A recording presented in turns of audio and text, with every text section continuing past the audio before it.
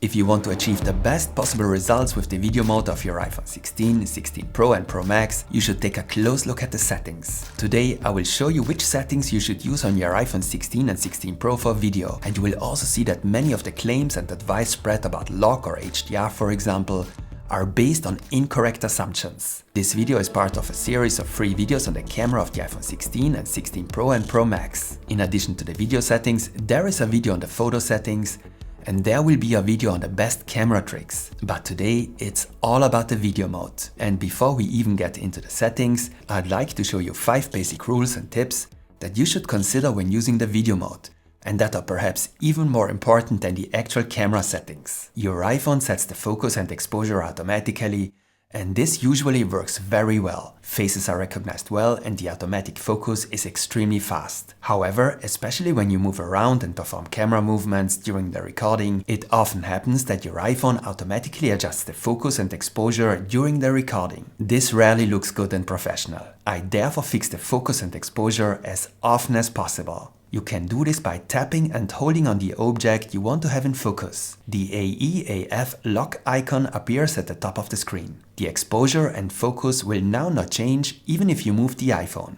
If you are still not happy with the exposure, you can adjust it using the sun icon next to the yellow square. If you swipe the sun up, the image will get brighter. If you swipe it down, it will get darker. This works when focus and exposure are locked, as well as when the automatic is active. But when a new focus point is set, your adjustments are cancelled. When shooting video, it can be useful to constantly overexpose or underexpose your image slightly, regardless of whether the focus changes or not. Remember that correct exposure is more important when shooting video than when shooting stills, especially because the frames of a video file don't contain as much information as individual photos and therefore can't be edited as well. If you swipe your finger slightly upwards, 3 new icons appear. On the left there is the flash, on the right the icon for the action mode, and in the middle there is the symbol for the exposure compensation control.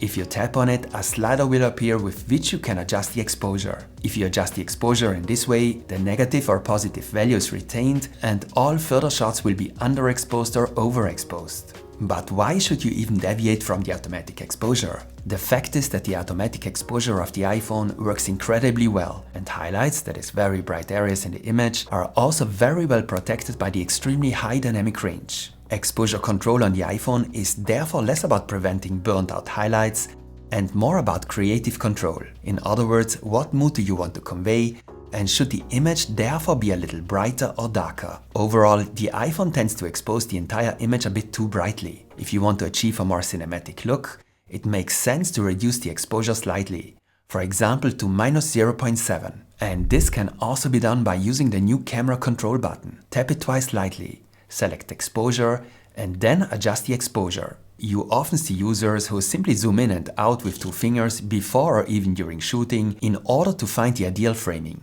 However, this is very likely to result in a digital crop, and in some cases, a considerable reduction in image quality. To avoid this, I only use the zoom factors of the camera of my iPhone 16 Pro. That would be 0.5 for the ultra-wide camera, 1 for the main wide camera, and 5 for the camera with the telephoto lens, which is only available on the Pro models. The zoom factor of 2 already represents a crop of the main camera, albeit a significantly optimized one, and leads to a slight reduction in image quality. I therefore never use any zoom factors that are between the focal length of the cameras, for example 0.7 or 3. You can also zoom in and out with the camera control button, and since Apple is obviously aware of the decreasing image quality when zooming, there is also the function cameras, where you can only switch between the zoom factors of the individual cameras by swiping. And the choice of the lens also has a significant impact on the image quality. The best camera of your iPhone is the wide main camera, which due to its larger aperture and larger sensor achieves by far the best results,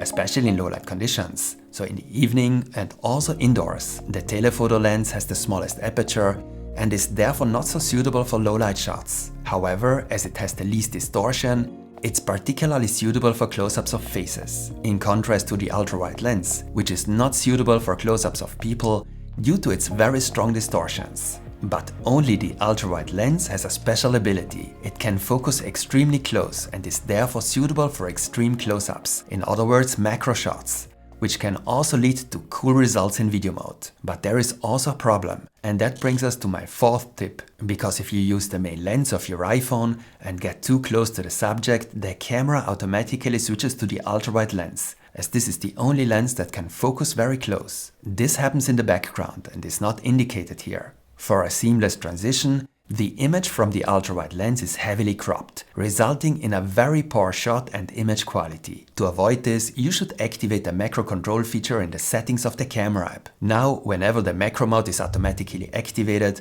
a yellow icon with a flower appears. When you tap on it, you disable the macro mode, and your iPhone's camera will no longer automatically switch lenses when you approach an object. This way, you can control the macro feature better. Any cropping of a shot has a negative impact on the image quality. That's why it's important to me to select the correct framing during the recording and to keep the iPhone straight during the recording to avoid necessary corrections. The iPhone 16 and 16 Pro have two features that help with this: the grid and the level. The white lines represent the grid. In filmmaking as in photography, applying the rule of thirds often leads to more interesting results. This means that depending on the situation, your subject should not be placed exactly in the middle, but rather on the left or right line. You can deactivate the grid in the settings if you wish. This white line in the middle should help you to keep your iPhone straight when recording. It appears as soon as you turn your iPhone to the side. When the line turns yellow, you can be sure that the horizon is straight. Okay, it's time to take a closer look at the recording settings in standard video mode. To make this video a little clearer, this section is divided into 14 parts, corresponding to the 14 most important settings. And don't forget to give this video a like and watch it for as long as possible. This helps with the algorithm and is the only way others can find this video too. Thanks for that. Let's start with the two most basic recording settings, which are also among the most important: the settings for resolution and frame rate. As far as the resolution is concerned, you have the choice between HD, that is 1080, and 4K. Since today, as I said, we are talking about how you can achieve the best possible video quality with your iPhone, you should choose 4K here. This leads to a few advantages and disadvantages. The image has a much higher resolution than an HD image. It therefore looks much better, especially on larger screens. You can also crop in and adjust the framing in post without this immediately leading to a significant drop in image quality. The disadvantage of 4K is clear. The higher resolution requires significantly more storage space. On the right, you can set the frame rate. In 4K, 24, 30, 60, and 120 frames per second are available. Basically, the more frames per second, the smoother and perhaps more natural your footage will look. However, professional movies are generally shot at 24 frames per second. Our eyes have long since become accustomed to this low frame rate. Therefore, a video shot at 24 frames per second looks more cinematic than one shot at 30 or 60 frames per second. But especially if there is a lot of movement, 24 frames per second can look a bit jerky and choppy. If that bothers you and you prefer a more fluid look, then you should choose 30 frames per second. 60 frames per second is suitable for a particularly natural, realistic look. For example, for shots in nature. You can also slow down a recording with 60 frames per second in post to up to 40% and thus create a slow motion recording. But for slow motion shots, I would rather recommend 4K with 120 frames per second. This allows you to create really cool slow motion shots of up to 20% in high quality. However, if you use the standard video mode as I did here, you always have to slow down the recording in your editing software. If you want your iPhone to automatically convert the recording directly into slow motion recording, you have to use the slow motion mode. In slow motion mode, you can even shoot at 240 frames per second, albeit only in 1080. I would advise against this, as the image quality is greatly reduced. Personally, I only use the slow motion mode very rarely, as I always edit my shots and slow them down myself if necessary. I'm a big fan of slow motion shots in 4K 120 on the iPhone 16 and 16 Pro. You can also take cool cinematic B-roll shots in these settings. But especially in low light, you should avoid higher frame rates, such as 120 or even 60 frames per second. This is because in low light, they are a great disadvantage for the image quality, as there is less time available to capture light. In low light, you will therefore achieve better results with 24 or 30 frames per second. If you tap on the icon here at the top left with the running man, you activate the action mode. The action mode leads to significantly improved electronic stabilization of the shot, similar to a GoPro. Your iPhone will stabilize recordings with movement much better. However, you should only activate the action mode if you really need it, because it has decisive disadvantages. It leads to a very strong crop of the image.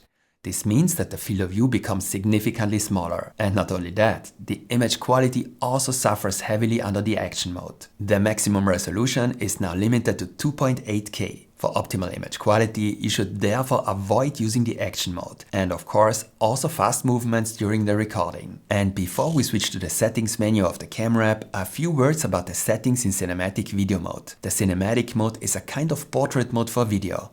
This means that the iPhone artificially creates a blurred background. Since this blur effect is actually used all the times in professional movies, we perceive it as very cinematic. And because the iPhone creates an artificial blur, you can tap on a subject to decide what should be sharp, that is, in focus. A yellow rounded bar appears. If it's a person or something else that is moving, you can activate tracking with another tap. The bar changes and the AF track locking message appears. The iPhone will now try to keep the subject in focus, even if it's moving. If you want to lock the focus on a certain spot, you do this as in normal video mode by tapping and holding on a spot. Now the focus remains on this spot, regardless of whether subjects are moving in the shot. In cinematic mode, only the main camera is available, either in the standard field of view or with the 2x crop. Apart from the flash and the exposure compensation control, you can also set the f-stop. Similar to a professional camera, with the f-stop, you can adjust the intensity of the effect. The following applies. The smaller the value, the stronger the effect.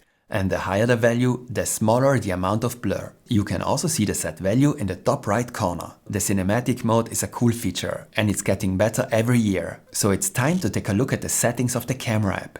Here you can change some very important settings. Let's take a look at the format first. Here you can choose between high efficiency and most compatible. If you choose high efficiency, your iPhone will capture videos in the HEVC codec. This codec can compress the video files much more effectively. This means that the file sizes will be smaller, and I mean significantly smaller. Some older devices have problems with this codec. The important question now is whether the choice also has an impact on the image quality. With older iPhones, the high efficiency mode sometimes led to worse results. According to Apple, there is no loss of image quality. I've compared a few shots here, and as you can see, there is hardly any difference between the HEVC shot and the shot taken with most compatible, which is the old codec. Basically, I would recommend using the high efficiency mode. This is necessary anyway if you want to shoot in 4K 60, 4K 120, in cinematic mode or videos in HDR. And that brings us to the next important topic, HDR and the question of whether you should capture your videos in HDR and Dolby Vision. You can switch the HDR mode on and off in the record video menu. I've already made a very detailed video on this topic.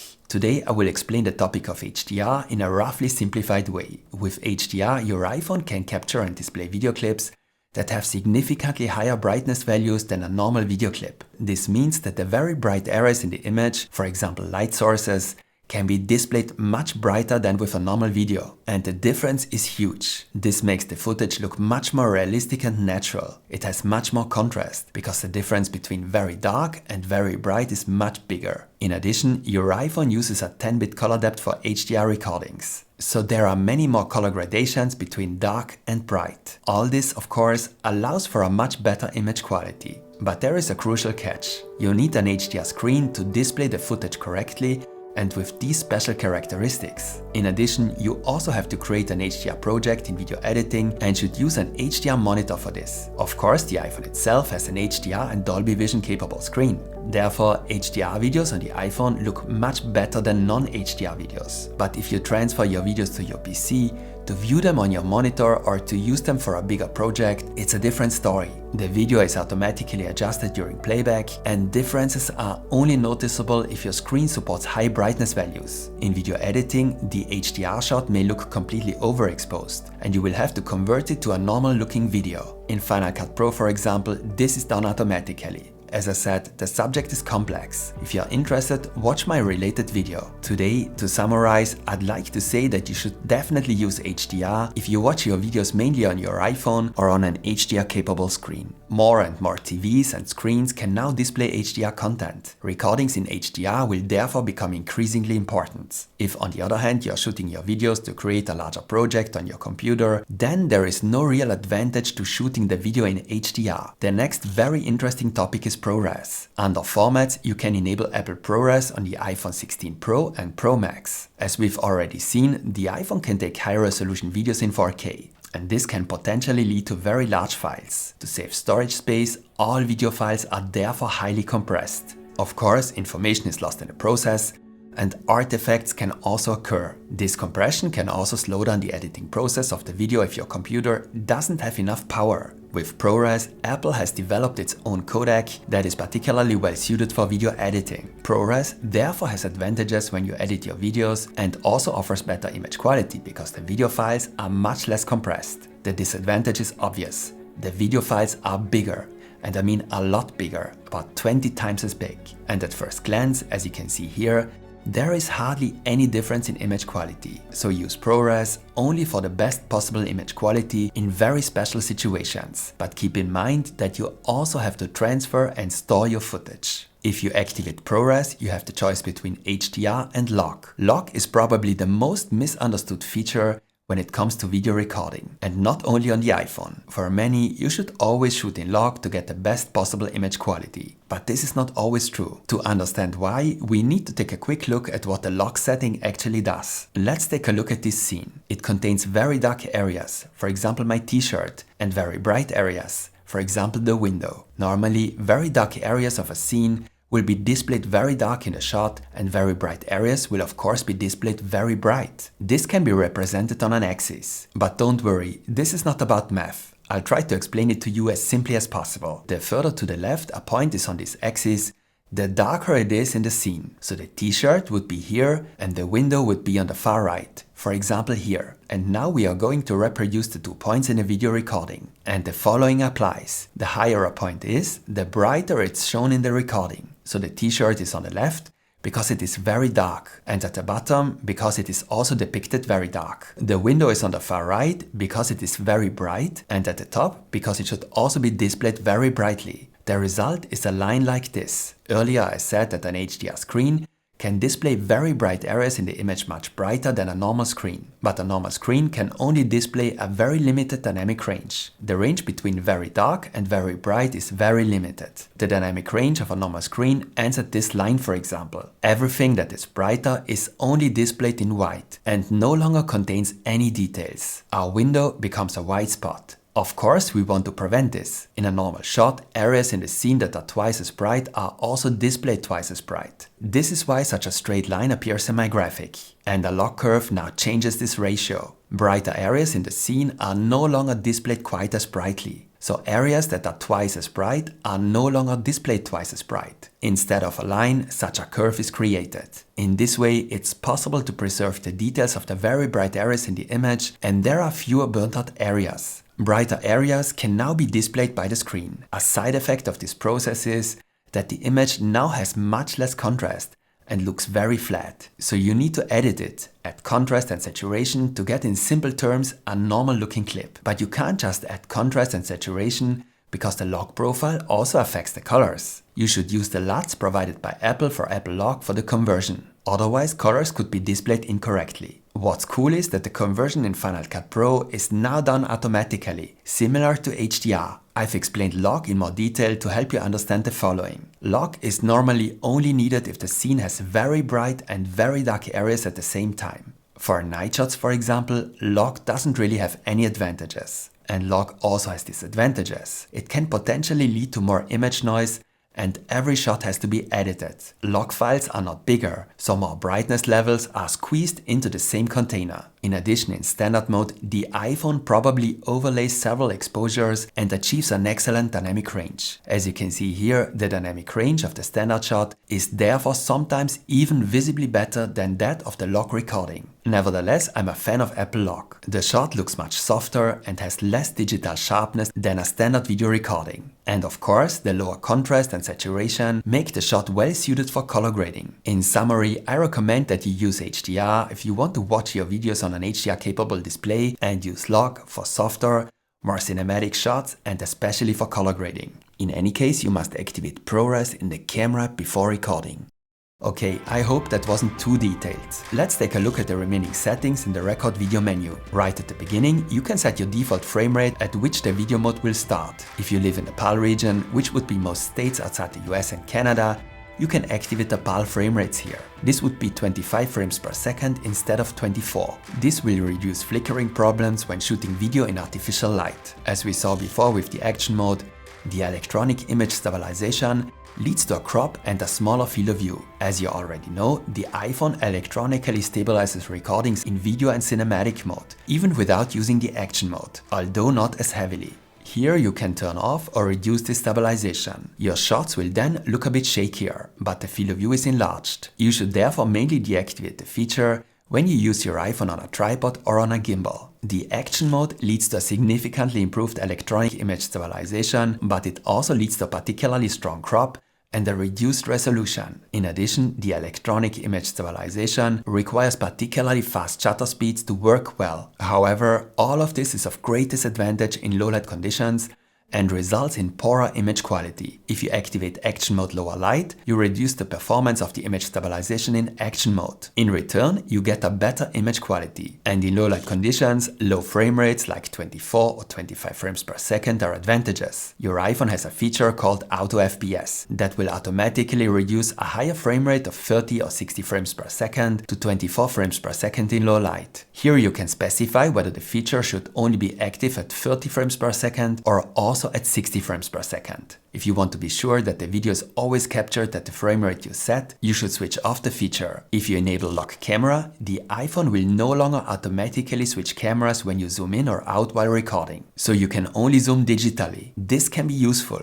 because, as I said, the different cameras have different properties. It can therefore look strange if the iPhone changes the lens during the recording. And especially when taking long shots, it can happen that your iPhone changes the white balance for no apparent reason. This doesn't look good and looks unprofessional. To prevent this, you can specify here that the white balance should not be changed during the recording. As I said, this video is part of a series of free videos on the cameras of the iPhone 16 and 16 Pro. So if you want to know how to get the best results in photo mode, check out my tutorial on the photo mode of the iPhone 16 and 16 Pro and Pro Max. The video on the iPhone 16 camera tricks will follow soon. And don't forget to give me a like as feedback if you found this video interesting. There will be more iPhone tutorials to come. So stay tuned and see you next time.